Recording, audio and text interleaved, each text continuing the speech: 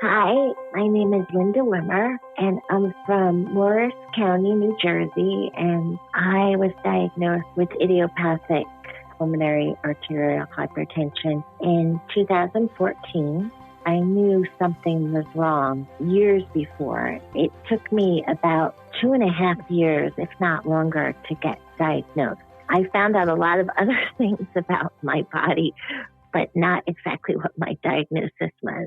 I found out I had sleep apnea. I found out I had another condition called syringomyelia, which is a cyst in my spine. I found out, too, that I had papilledema, which is increased intracranial pressure in my head.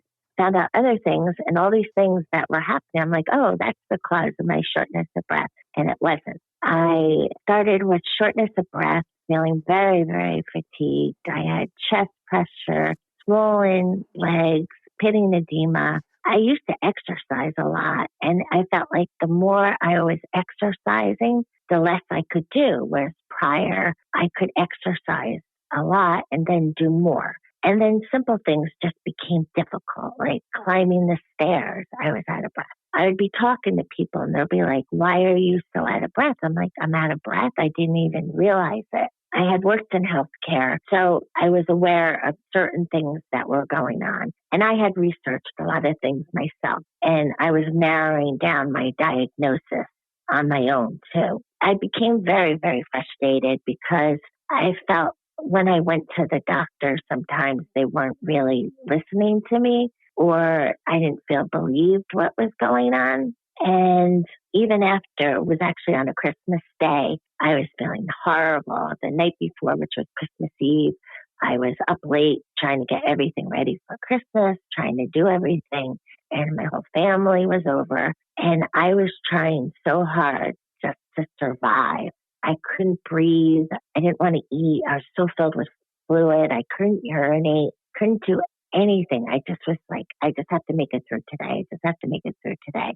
Well, I was getting up to actually go to the living room to open up presents with my family, and I just collapsed and fell on the floor. I was rushed to the hospital, and the doctor came up to me and said, did you ever hear of heart failure? And I'm like, yeah, of course I heard of heart failure. And even after that diagnosis, it didn't happen that I found out I had pulmonary hypertension. It wasn't actually until that date, until almost a year later, that I was diagnosed. I came home from the hospital on oxygen, and I had stairs in my house, and they told me to put in a chairlift because stairs were totally my nemesis. From there, I saw a specialist, and it took me a while to get an appointment, probably about 3 months from the time that I was home from the hospital with oxygen, that the specialist did tests and did other things before I started on my first oral med. And then after that, shortly after that, I was put on another oral med, so 2 oral meds, and then an inhaler with supplemental oxygen. I have had a history of depression, but when I hit this diagnosis and what was happening, the depression really didn't come out. It's funny. I always say there's nothing that kicks you out of a depression and feeling like you want to die than the reality that you might die. And that's basically what happened. But then anxiety kicked in because I wanted to live and I was scared. One of the problems that I had with pulmonary hypertension is I would have a lot of chest pain. I felt for a while that kind of went untreated. I was tried different medicines, and I guess they had to find like the right cocktails for me in so many ways. But I really felt one of the things that really helped me was I was put on a med just for chronic angina, and that did help a lot because I was getting such chest pains. I had to make a lot of different lifestyle changes. I was a very active person prior. I had my own house. I used to rip out my own carpeting, refinish my own furniture, and, bring in piles of mulch and do outside stuff. And now just vacuuming the house, I was out of breath.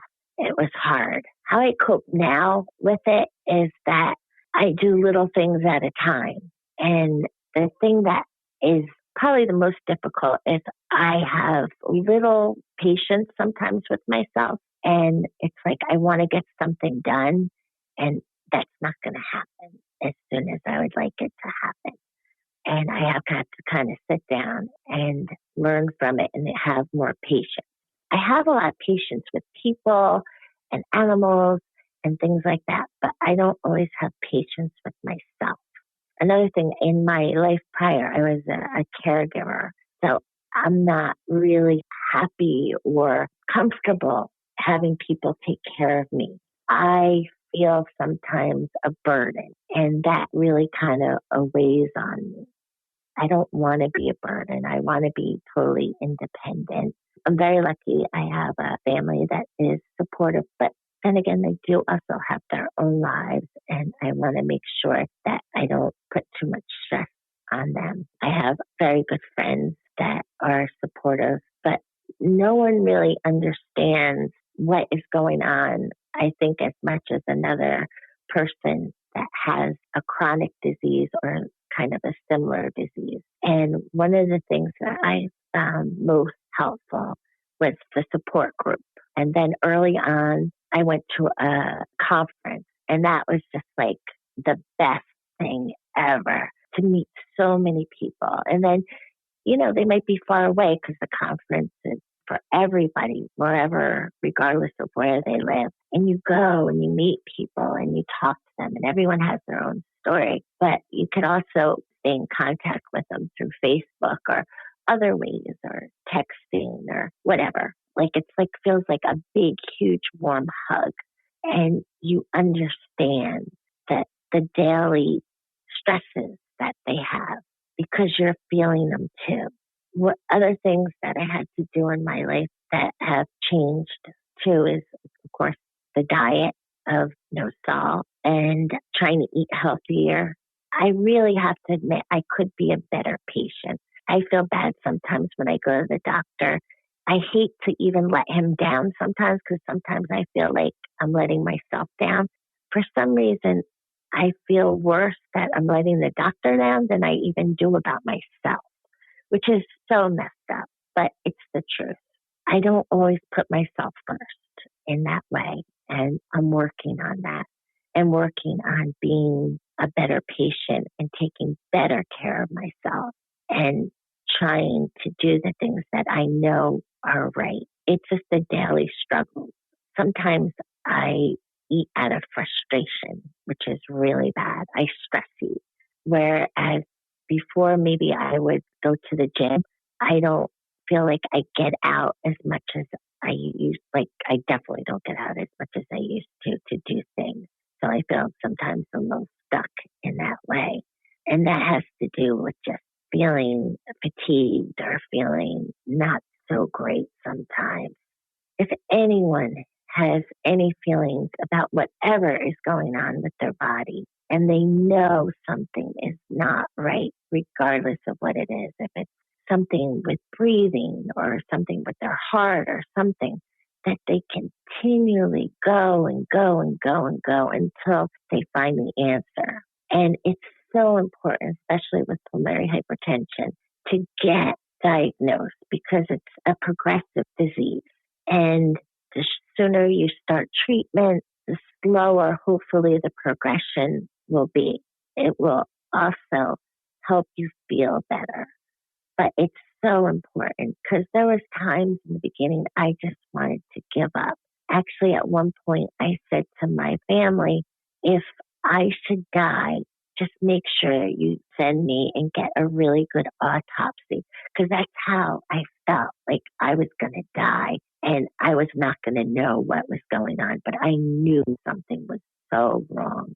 And for newly diagnosed patients, the best thing I think you could do is join a support group, or just even find one other person that has PH, or ask your doctor if they could set you up, or definitely get involved in something, because most of the stuff that I have learned, or that I really needed to know about how to find out, has not been from my doctor. It's been from other people to say, oh, this is what you have to do, or this is what you need to do. And I cannot tell you how much other patients have brought to the table who talked about their story and talked about their symptoms that you really get to know.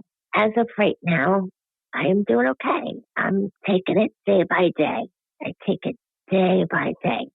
I don't judge it by week to week. I judge it day by day. I wake up every day and I'm thankful. The more I'm thankful for, the better the day. Sometimes the thing that I'm thankful for is I take a shower and the temperature is right. And I'm like, thank you, that was really good. Or I look outside and the sun is shining. I say, thank you. Or you put on a cozy sweater and you're just like, oh, this is thankful. Or someone calls you and you're like, oh, that was so good. It's not the big things anymore. I used to always say, oh, it's the trip to Florida, it's the trip to Europe, it's this, that. Now it's like the little things I'm so thankful for. Just the little things in life have become so much more important to me. That's what I've learned about myself. My name is Linda Wimmer, and I am aware that I'm rare.